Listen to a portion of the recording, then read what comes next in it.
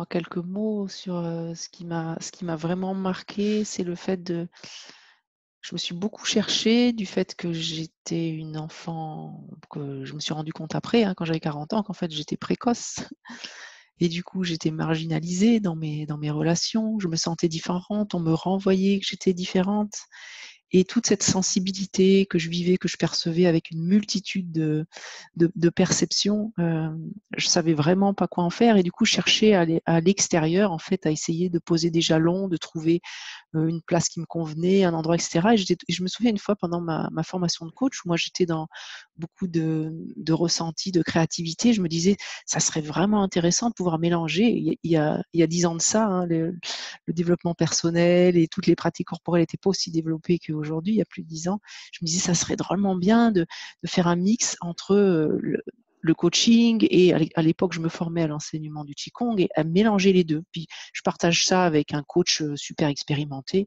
Puis je me souviens toujours cette femme qui me dit: «Non, non, mais le qigong garde ça pour toi, hein, parce que ça passerait pas bien» et c'était il y a 10 ans. Aujourd'hui, c'était complètement entré dans les mœurs, mais en fait, j'avais cet élan et j'attendais, en fait, une validation extérieure pour pouvoir m'autoriser à déployer ce qui me touchait et en fait, aujourd'hui, j'ai 50 ans et j'ai mis toutes ces années, en fait, pour petit à petit m'autoriser en regardant ce qui m'empêchait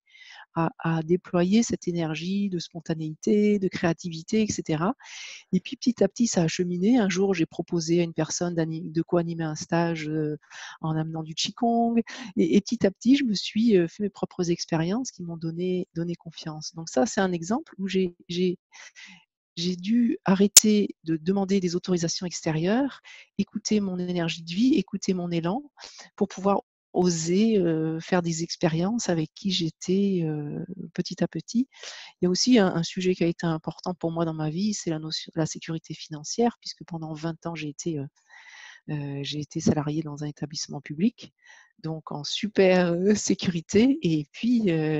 voilà, il y a maintenant, 6 ans, j'ai quitté cette structure et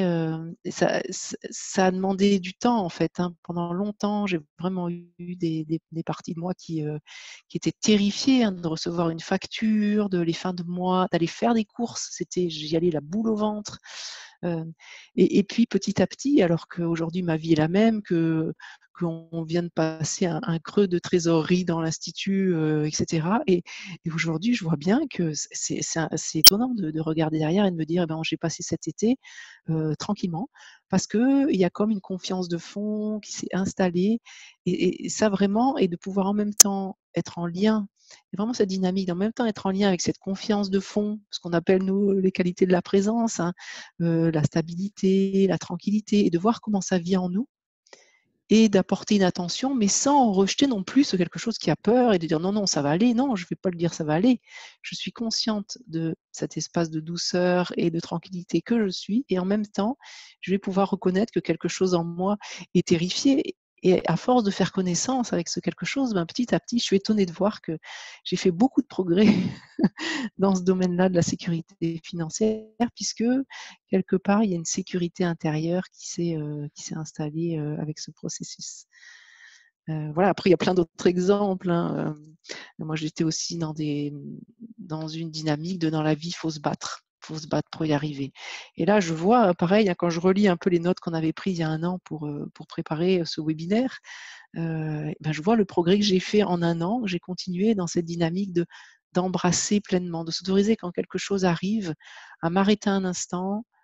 à me recentrer et c'est vrai que ça demande un peu d'entraînement, hein, ça se fait pas comme ça, c'est pour ça que nous on a installé un parcours dans le temps et qu'on propose des stages, des accompagnements.